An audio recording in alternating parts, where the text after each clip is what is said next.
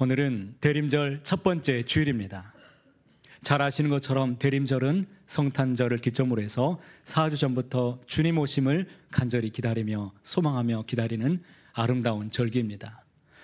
그런데 이 대림절은 그냥 막연하게 단순히 성탄절을 기념하는 그런 절기는 아닙니다. 과거와 현재, 미래를 아우르는 성경을 관통하는 보혈이 흐르는 가장 아름다운 절기 중에 하나입니다. 우리를 위해서 이 땅에 구원하기 위해서 오신 그 주님을 기념하고 더불어서 다시 오실 주님을 소망 중에 깨어서 간절히 열렬히 기대하며 기다리는 절기. 그러면서 현재도 그 주님과 함께 믿음으로 살아가는 절기. 이 절기가 바로 대림절입니다. 얼마나 아름답습니까? 교회력으로 본다면 오늘은 새해의 첫날입니다. 오늘이 새해입니다. 교회력으로 보면 우리가 오늘을 기점으로 새롭게 출발하며 시작하는 그런 한 해가 시작되는 것입니다. 세상에서는 분주하고 연말이라고 해서 많이 이곳저곳에서 모임이 있고 또 송별회, 송년회, 많은 파티가 있고 잔치가 있죠. 어수선하고 시끄러운 그런 일들이 많지만 더욱 우리는 이 기간 동안 하나님 앞에 다시 오실 주님을 간절히 소망하며 기다리는 절기가 되기를, 기쁨이 충만한 날 되기를 소망합니다. 그런데 우리만 바쁘고 또 우리만 분주한 것이 아닙니다. 사단 마귀는 우리 성탄절을 기점으로 해서 굉장히 활발하게 열렬히 활동합니다. 우리로 하여금 소망을 빼앗아버리고 낙심하게 만들고 주님을 기다리지 못하게 만들고 성탄절의 의미를 사라지게 만들기 위해서 얼마나 열렬히 지금 활동하고 있는지 모릅니다. 그러기에 자기 신앙을 특별히 대림절 기간 동안 잘 지키시기 바랍니다. 내가 바로 서면 다 서게 돼 있습니다. 나은 사람이 잘 서게 되면 우리 가정을 지킬 수 있고 교회를 아름답게 세울 수 있는 줄을 믿습니다. 그렇기 때문에 우리 주님께서 사랑하는 제자 베드로를 통해서 오늘 말씀을 주셨지요. 마지막 때에 성도들에게 무엇을 붙잡고 살아가야 될 것인지, 마지막 때에 우리에게 특별히 부탁하며 당부하신 말씀이 오늘에 있는 말씀입니다. 우리는 사단 마귀에 대해서 그동안 많이 들었지만 제대로 알 필요가 있습니다. 사단 마귀의 이름이 얼마나 다양한지 모릅니다. 그의 이름은 사탄이라고도 하고 악령이라는 이름도 있고 악신이라는 이름도 있습니다. 더불어서 어둠의 권세자, 이 세상 주관자라는 이름도 있습니다. 그리고 더러운 영, 거짓을 말하는 영이라는 이름도 있습니다. 마귀의 이름의 뜻을 원어로 찾아보니까 그 뜻이 이간하는 자라는 뜻을 갖고 있습니다. 그러니까 첫사람 아담이 하와와 더불어서 살고 있는데 그들이 하나님 앞에서 범죄하게 만들어서 하나님과의 관계를 무너지게 만들었습니다. 이간하였습니다. 그러므로 말미암아서 하나님과 우리 사이가 갈라지는 이런 일들이 있었습니다. 마귀가 우리 안에 틈을 타게 되면 어떤 일이 일어날까요? 아무리 친한 친구 사이도 갈라놓습니다. 이간질이 들어가게 되면 교우들 가운데도 아무리 끈끈해도 여러분 갈라질 수 있습니다. 다툴 수 있습니다. 싸울 수 있습니다. 형제 간에도 다툴 수 있습니다. 가족 간에도, 부부 간에도 이간질이 들어오면 여러분 무너질 수 있습니다. 또 사탄의 이름은 다양한데 비방자, 참소자, 중상모략자라는 뜻도 있습니다. 그래서 이 땅 가운데에서 평화를 매우 싫어하기 때문에 계속해서 위협을 가합니다. 우리로 하여금 계속해서 혼란한 세상을 만들어 놓습니다. 전쟁의 소식들이 끊이지 않게 될 것입니다. 또 예수님을 믿으려는 사람들의 천국 가는 길을 막아놓습니다. 그리고 예수님을 잘 믿는 사람들에게는 어떻게 하느냐? 그들을 미혹에 빠뜨려서 그들로 하여금 구원을 이루지 못하도록 끊임없이 역사하는 자, 그가 바로 사탄이요 마귀인 것입니다. 그러나 여러분, 마귀를 결코 두려워하지 마시기 바랍니다. 공중권세를 비록 잠시 그가 갖고 있기는 하지만 이 세상의 모든 것을 이기신 분이 누구이십니까? 바로 우리 주님이 다 이기셨습니다. 그렇기 때문에 우리 예수님께서는 요한복음 8장 12절에 이렇게 말씀하셨지요. 나는 세상의 빛이니 나를 따르는 자는 어둠에 다니지 아니하고 생명의 빛을 얻으리라. 할렐루야. 우리 주님을 굳게 따르시기 바랍니다. 주님은 세상의 빛으로 오셨습니다. 주님을 따르는 자들은 어둠에 다니지 아니하고 생명의 빛을 얻으며 광명의 빛 가운데, 구원의 빛 가운데 살아가게 될 줄로 믿습니다. 끝까지 자기 신앙 잘 지키십시오. 믿음으로 살아내셔서 성도의 존엄성을 잘 감당하시길 바랍니다. 그러므로 오늘 말씀은 성도들이 오늘 땅에 살아가면서 마귀와 싸워서 이기기 위해서는 4가지가 있어야 된다고 특별히 당부하고 있습니다. 그리고 이것을 잘 감당한 이들에게는 4가지로 하나님께서 복에 관해서 분명하게 약속하고 있습니다. 저와 여러분이 이 4가지를 잘 감당하시고 4가지 복도 다 누리게 되시기를 주님의 이름으로 축복합니다. 첫 번째로, 그렇다면 마지막 때에 우리가 특별히 당부한 말씀이 무엇입니까? 첫째는 근신하여 깨어 있어야 된다고 말씀하십니다. 9절 말씀입니다. 8절인데요. 함께 8절 말씀 읽어보겠습니다. 근신하라 깨어라 너희 대적 마귀가 우는 사자같이 두루다니며 삼킬 자를 찾나니. 근신하라라고 말씀하는데 근신하라는 뜻이 도대체 무엇입니까? 정신을 바짝 차리라는 것입니다. 영적으로 경각심을 가지고 살아가라는 것입니다. 도적은 잠든 사람의 집에 들어가서 몰래 잠입해서 그 사람의 집에 물건을 훔쳐갑니다. 마귀는 기도 생활을 게을리하고 영적으로 잠에 빠져 있는 그런 사람들을 표적으로 삼습니다. 마치 우는 사자같이 지금 삼킬 자를 찾아다니고 있다라고 지금 말씀하고 있습니다. 그렇기 때문에 여러분, 사탄의 표적이 되지 않도록 여러분들이 더욱 이 기간 동안 깨어 있으시길 바랍니다. 베드로전서 4장 7절 말씀에 이렇게 말씀하죠. 함께 읽어보겠습니다. 만물의 마지막이 가까이 왔으니 그러므로 너희는 정신을 차리고 근신하여 기도하라. 저는 이 말씀을 묵상할 때 떠오르는 한 사람이 있습니다. 이 사람은 베드로입니다. 베드로가 베드로전서 말씀을 통해 우리에게 권면하고 있는데, 베드로에게는 큰 아픔이 있죠. 그에게 아픔이 무엇입니까? 예수님께서 너는 깨어서 나를 위해서 기도해달라고 그렇게 권면하고 가르쳤지만 그는 자기 자신을 믿었던지 기도하지 않았습니다.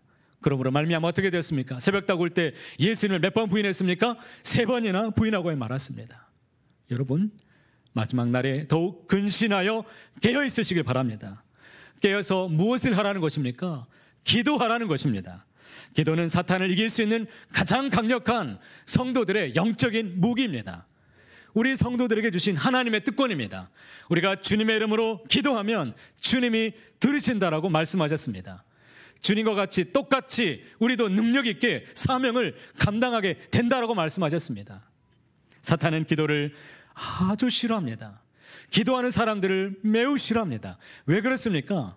기도하면 하나님과 함께 교제하는 것이 되고 하나님과 함께하고 하나님의 능력을 주시기 때문에 그 사람들을 미워할 뿐만 아니라 두려워하지요.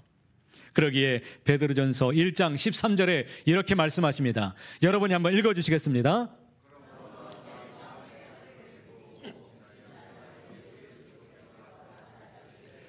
너희에게 가져다 주실 은혜를 온전히 바랄지어다. 아멘. 여기서 너희 마음의 허리를 뭐하라? 동이라라고 말씀합니다. 허리를 동인다는 것은 무장하라는 것입니다. 허리를 굳게 동여서 영적으로 날마다 무장해서 근신하여 그리스도께서 나타나실 때에 주님이 가져다 주실 놀라운 구원의 은혜를 다 받아 누리라고 지금 말씀하십니다. 우리가 영적으로 무장해야 될 것이 무엇입니까? 기도라는 것입니다. 우리가 영적으로 무장해야 될 것, 이것이 바로 기도인데 끊임없이 항상 기도하시길 바랍니다. 깨어있으시길 바랍니다. 그래서 주님이 항상 주시는 능력을 입어서 힘입어서 마귀도 대항하고 힘써서 싸워서 믿음을 지켜내는 저와 여러분 모두의 삶이 다 되시기를 간절히 소원합니다. 두 번째로 우리 주님께서 베드로를 통해서 당부한 것이 무엇입니까? 믿음을 굳건하게 하여 무장할 것을 지금 요구하고 있습니다. 9절 말씀도 함께 읽어보실까요? 너희는 믿음을 굳건하게 하여 그를 대적하라 라고 말씀합니다. 무엇을 굳건하게 하라는 것입니까? 믿음을 굳건하게 하라는 것입니다. 믿음이 무엇입니까? 하나님을 신뢰하는 것이죠. 어떤 상황이든지 상관없습니다. 믿음은 변치 않습니다. 믿음이 있다면 흔들리지 않습니다. 변함없이 그 하나님을 믿고 신뢰함으로 주님께 모든 것을, 나의 모든 것을 토하고 맡길 수 있는 것, 이것이 바로 믿음입니다. 어둠에 있다 할지라도 흔들림이 없습니다. 그런 믿음의 사람을 두려워하는데 그 믿음을 파괴시키고 무너뜨리기 위해서 사탄이 얼마나 관계를 많이 부리고 있는지 무려 3가지로 성경 말씀을 찾아보니까 증거합니다. 첫째는 믿음이 약한 자들에게는 어떻게 역사하냐면 자꾸 의심하게 만듭니다. 믿음이 약하니까 자꾸 말씀을 들어도 그러한가라고 의심하고 내 안에 받아들이지 않습니다. 믿음이 뿌리가 깊게 들어가지 않습니다. 그러니 어떤 말씀을 들어도 믿음으로, 아멘으로 꼭 받으시길 바랍니다. 말씀을 듣고 응답을 받아도 우연이라고 생각해 버릴 수 있습니다. 그러나 그 능력의 말씀, 그 하나님의 말씀을 받았을 때에는 읽으면서도 그것을 진정 내 삶으로 연결 지을 수 있기를 바랍니다. 그래야 역사가 있습니다. 성경은 성경이고 나는 나라고 그냥 살아버리면 좋은 말씀이라고 생각하지만 이 말씀을, 내게 주신 말씀을 받았을 때 능력이 일어나게 될 것입니다. 그러나 이러한 모든 의심이 있다면 의심을 무엇으로 막을 수 있다는 것입니까? 오직 믿음으로 막을 수 있다고 말씀합니다. 성령의 검이 무엇입니까? 말씀입니다. 우리에게 방패가 무엇입니까? 믿음이 우리의 방패입니다. 세상에서 우리에게 흔들리게 만드는 어떤 역사가 있다 할지라도 믿음이 굳건해지면 다 방패로 막아낼 수가 있습니다. 그러니 여러분, 믿음에 굳건하게 서시기를 축복합니다. 사도 바울도 믿음이 항상 견고해지기를 간절히 당부했습니다. 고린도전서 15장 58절 말씀에 이렇게 말씀하죠. 그러므로 내 사랑하는 형제들아, 견실하며 흔들리지 말고 항상 주의 일에 더욱 힘쓰는 자들이 되라고 지금 말씀하죠. 견실하라는 것입니다. 이 뜻이 무엇입니까? 믿음에 굳게 서라는 것입니다. 그러면 흔들리지 않습니다. 항상 주님의 일에 전념하며 소망 가운데 살아가게 될 줄로 믿습니다. 두 번째는 믿음을 이제 열심히 믿으려고 하는 사람들이 있습니다. 열심히 믿어보고 살아가는 사람들에게는 어떻게 역사하느냐? 자꾸 시험을 줍니다. 낙심을 줍니다. 자꾸 힘들게 만듭니다. 신앙생활 잘 하려고 하는데 자꾸 어려운 일들이 생깁니다. 기도하고 열심히 소원하면서 가는데 내 소원이 이루어지지 않습니다. 사업이 자꾸 어려워집니다. 하나님 앞에 간절히 구하지만 내 길이 자꾸 막히면 어떻게 되겠습니까? 내게 주어진 일들을 가지고서 열심히 기도하며 살아가는데 내게 낙심을 주고 어렵게 만드는, 비참하게 만드는 일들이 주변에서 계속해서 일어날 수 있습니다. 낙심을 주고 힘들게 만들고 열심히 믿으려고 하면 이런 역사가 있다는 것입니다.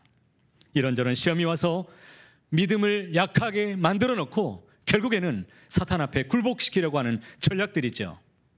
그러나 하나님의 사람들은 불같은 시험, 불같은 환란이 올지라도 믿음의 방패인 믿음이 굳건하게 서 있으면 어떤 것도 이겨낼 수 있을 줄로 믿습니다.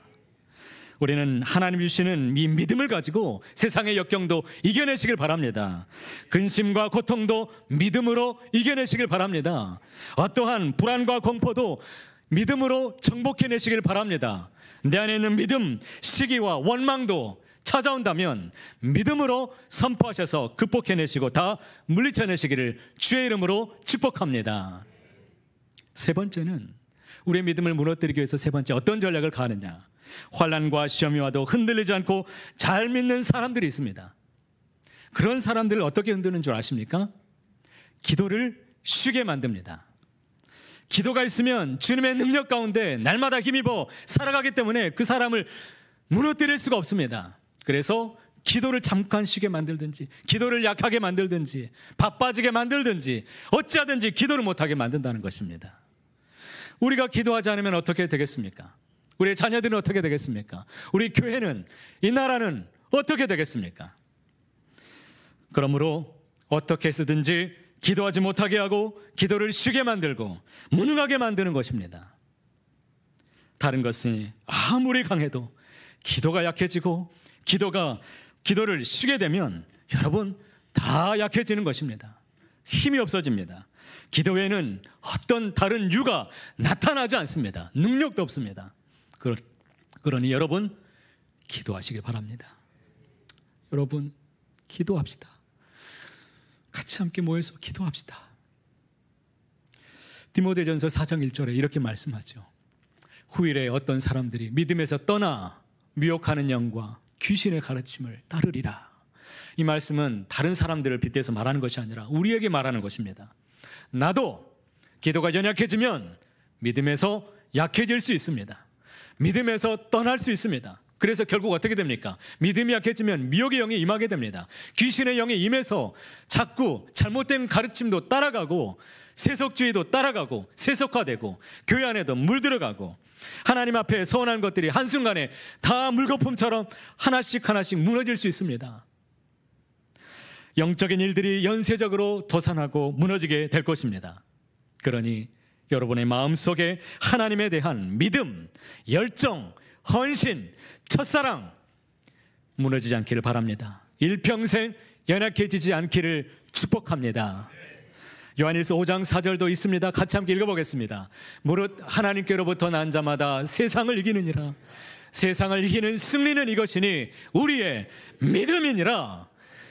세상은 오직 믿음으로만이 이길 수 있습니다. 믿음이 있기를 바랍니다. 지금 이 순간에 혹시 병석에 누워있으신 분들이 있다면 여러분 권면합니다. 반드시 믿음이 강해지시길 바랍니다. 믿음이 약해지시면 안 됩니다. 믿음이 강해져야 병마도 떠나갈 수 있고 이길 수 있고 사단 마귀도 대적할 수 있는 힘이 우리 안에 생기는 것입니다. 여러분 믿음에 굳건하게 서가시기를 간절히 원합니다. 마지막 우리 세 번째, 아직 마지막 아닙니다. 세 번째 하나님께서 부탁하시는 말씀입니다. 마귀를 대적하라고 말씀하십니다. 9절에 있는 말씀 다시 한번 읽어보실까요? 너희는 믿음을 굳건하게 하여 그를 대적하라. 대적하라라고 말씀하시는데 이 뜻을 성도님들이 잘 모르시더라고요. 대적하는 것이 무엇일까요? 대적이라는 것은 헬라어의 원뜻을 찾아보면 대항하여 싸워서 이기라는 뜻입니다. 그냥 싸워서는 안 됩니다. 이기라는 거예요. 피 흘려서 이길 때까지 끝까지 싸우라는 겁니다. 적당히 타협하라는 것이 아닙니다. 이쯤이면 되겠지. 내가 기도 생활 이쯤이면 되겠지. 신앙 생활 이 정도 적당하게 하면 되겠지. 빠지지 않기 위해서 이 정도만 하면 되겠지. 여러분 천만의 말씀입니다. 적당히 없습니다. 선줄로 생각하느냐 넘어질까 조심하라. 우리에게 주신 말씀입니다.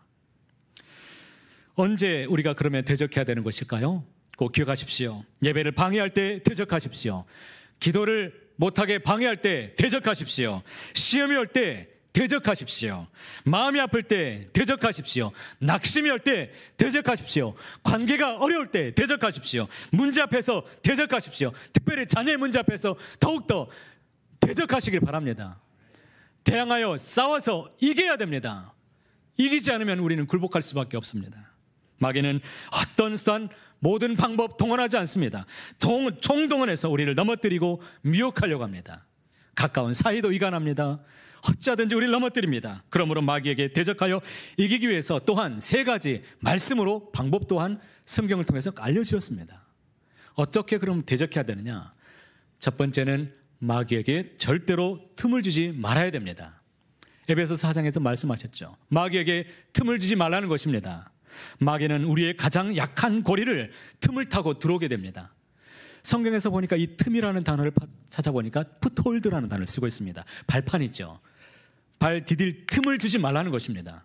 산악을 등반할 때 발 디딜 틈을 밟고서 올라가는데 사탄이 발 디딜 틈을 타고 들어온다는 것입니다. 어린 시절에 술래잡기 놀이 해보신 적 다 있으시죠?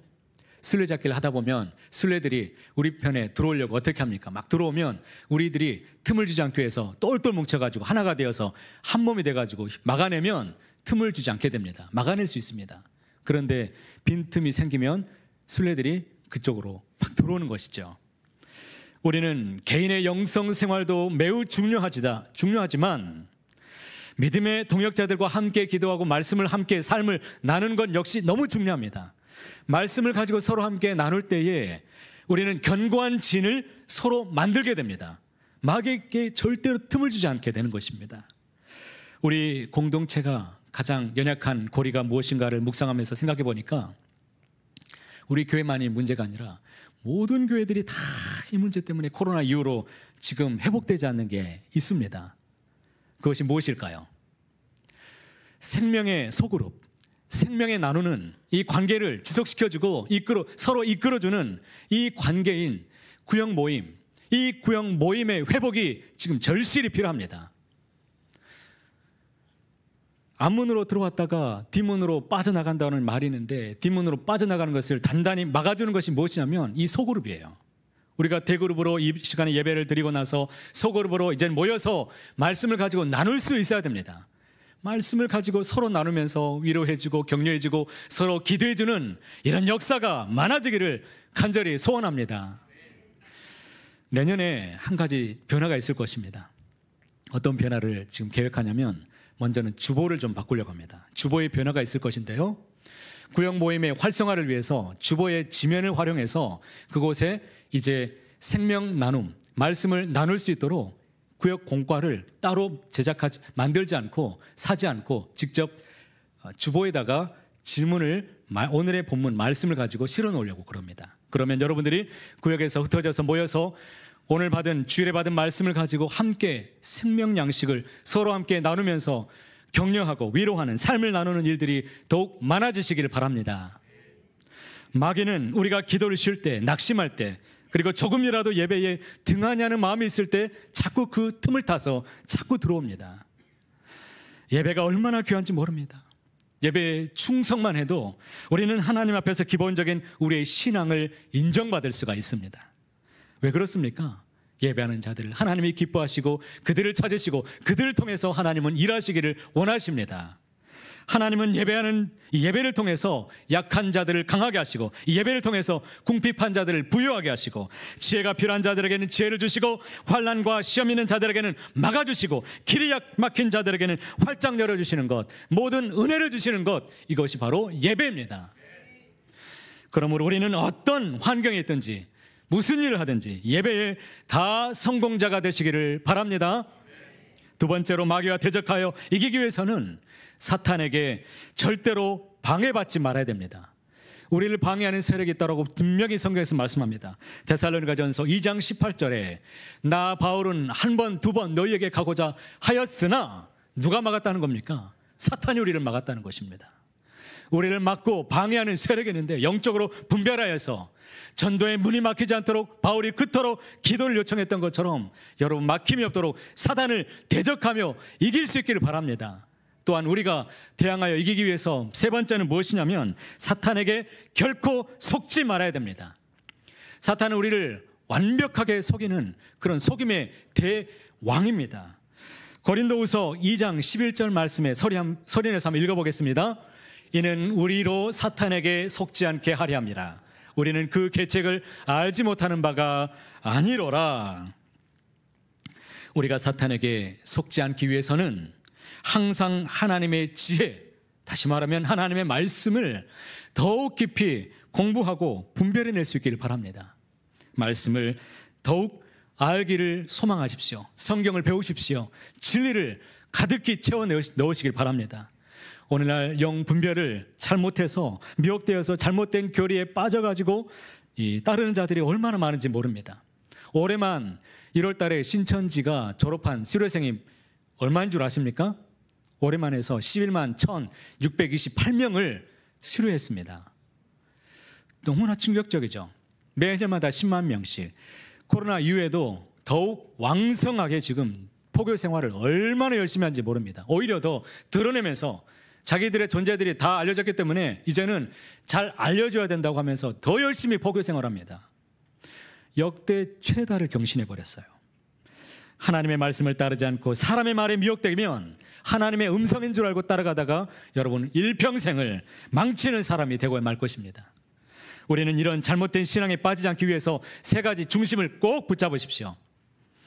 예수 중심, 그리고 말씀 중심, 교회를 중심으로 신앙의 뿌리를 깊게 내리시길 바랍니다. 따라해 보시겠습니다. 예수 중심, 말씀 중심, 교회 중심, 이 세 가지로 꼭 살아가시길 바랍니다. 마지막 네 번째 부탁입니다. 고난을 결코 두려워하지 말라라고 지금 말씀하십니다.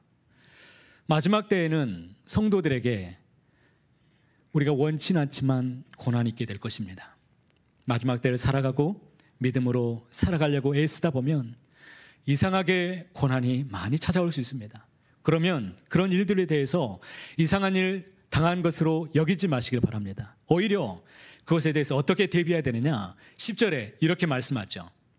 모든 은혜의 하나님 곧 그리스도 안에서 너희를 부르사 자기의 영원한 영광에 들어가게 하신 이가 잠깐 고난을 당한 너희를 친히 온전하게 하시며 굳건하게 하시며 강하게 하시며 털을 견고하게 하시리라. 아멘. 우리 하나님이 함께 하신다는 것입니다. 모든 은혜의 하나님께서 우리에게 마지막 때에도 우리에게 고난이 있게 될지 모르겠지만 잠깐 고난을 당한 너희를이라고 말씀하십니다. 주님을 위해서 당하는 고난은 잠깐일 뿐입니다. 영원하지 않습니다. 말씀을 잠깐 더 보신다면 이 말씀 그대로 모든 은혜의 하나님께서 우리에게 영원한 영광에 들어가게 하시도록 하기 위해서 4가지 복을 약속하셨습니다. 4가지 복이 무엇입니까? 고난을 어떻게 이길 수 있도록 친히 온전하게 하시고 굳건하게 하시고 강하게 하시고 털을 견고하게 하심으로 이길 수 있도록 하신다는 것입니다. 이것이 우리 성도들이 받게 될 놀라운 분복과 은혜이며 축복입니다. 이 세상 사람들과는 완전히 구별된 것입니다. 세상 사람들과 똑같이 우리도 고난을 만날 수 있겠지만 그러나 우리는 분명히 다릅니다. 고난 잠깐일 뿐이라고 그랬습니다. 잠깐일 뿐이지만 그 고난도 넉넉히 이겨낼 수 있도록 믿음을 어떻게 해주십니까? 친히 이길 수 있도록 온전하게 하시고 굳건하게 하시고 강하게 하시고 털을 견고하게 하심으로 주님의 나라를 늘 소망하는 그런 자들로 우리를 세워주실 것입니다. 그러니 여러분 문제를 두려워하지 마시기 바랍니다. 어떤 염려가 있어도 오늘 7절에 뭐라고 말씀하십니까? 너희 염려를 다 누구에게 맡기라? 주께 맡기라. 그가 너희를 돌보심이라. 이 진리의 말씀을 꼭 붙잡으시길 바랍니다. 삶에서 가장 큰 문제가 무엇이냐면 자꾸 두려움입니다. 두려움은 누가 주는 마음일까요? 사탄이 주는 마음입니다. 엄밀히 말한다면 왜 두려움이 생기는 것입니까? 하나님을 믿지 못하기 때문에 자꾸 두려워집니다. 염려가 엄습합니다. 두려워하면 마귀만 좋아해서 자꾸 우리에게 찾아오게 되는 것입니다. 그래서 미국 LA의 한인 사회에서 떠도는 말이 있는데 어떤 말이 도느냐면 그곳에 한인들이 가장 두려워하는 사람들이 있는데 누구냐면 이 흑인들을 두려워합니다. 얼마나 그렇게 두려워하니까 흑인들의 이 폭동이 일으켰을 때 한인 사회를 그렇게 괴롭히고 고통을 주었습니다. 두려워하면 그 두려워하는 대상이 임하게 되어 있습니다. 암을 두려워하면 암에 걸릴 확률이 높다는 그런 통계도 이미 나와 있습니다. 염려에 빠져 있으면 염려증에 걸리게 되어 있습니다. 없던 병도 생깁니다. 흑인들은 또 누구를 두려워하는지 아십니까? 멕시칸 사람들을 아주 두려워한다는 겁니다. 이 사람들은 LA에서 흑인들보다 숫자가 더 월등히 많습니다. 그래서 멕시코와도 인접한 이 LA 땅에서 멕시칸 사람들을 건드리면 큰일 나는 줄 알고 이 사람들은 멕시칸 사람들을 건드리지 않습니다.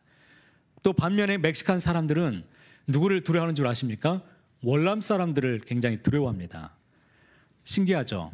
월남 사람들이 왜 두려워하느냐면 월남 전쟁에서 패망해서 이 월남에서 탈출했던 사람들이 보트 타고 지금 미국으로 목숨 걸고 탈출해서 한이 많은 사람들입니다.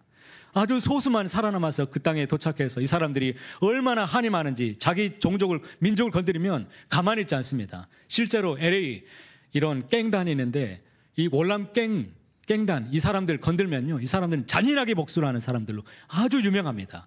그래서 멕시칸 사람들이 건들질 않습니다.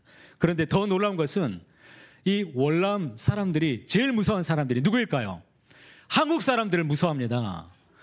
한국 사람들 보면 무서워해요. 왜 무서워할까요? 월남 전쟁 때 한국 사람들이 얼마나 무섭다는 것을 직접 체험했기 때문에 건드리면 초상난 줄 알고 절대로 한국 사람들 안 건드립니다.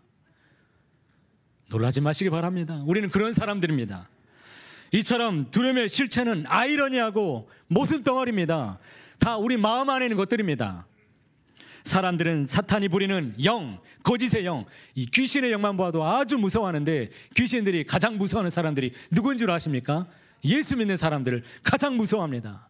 그러니 무엇을 두려워하겠습니까? 왜 한국 사람들이 영어를 잘 못하는 줄 아십니까? 실수할까 봐 부끄러워서 말을 못한다는 겁니다. 초등학교 때부터 공부해가지고 고등학교 졸업할 때까지 12년 동안 공부했는데 영어를 못하는 게 아니에요. 말을 못할 뿐입니다. 주변에 한국 사람이 있으면 말을 더 못합니다. 혹시 뭐에 문법이 틀릴까 봐, 뭐에 지적받을까 봐 말을 못해요. 사실 무조건 말을 할 줄 알아야 실력이 늘어나는 것처럼 미국 선교사들은 한국에 2년 정도만 머물게 되면요, 언어에 능통하게 됩니다. 한국말을 아주 잘 배웁니다. 왜 그렇게 잘 배우는 줄 아십니까? 틀려도 괜찮다고 담대하게 그냥 말하기 때문에 이 사람들이 말을 빨리 배웁니다. 그래서 어느 날 한 선교사가 한국에 1년쯤 살게 되었는데 설교를 부탁받아서 송구영신 예배 때 설교를 했습니다. 원고를 작성해서 말을 하는데 이분이 1년, 2년이라는 말은 배웠지만 한 해, 2회라는 말은 못 배웠습니다. 그래서 설교 원고 중에 이렇게 적었습니다.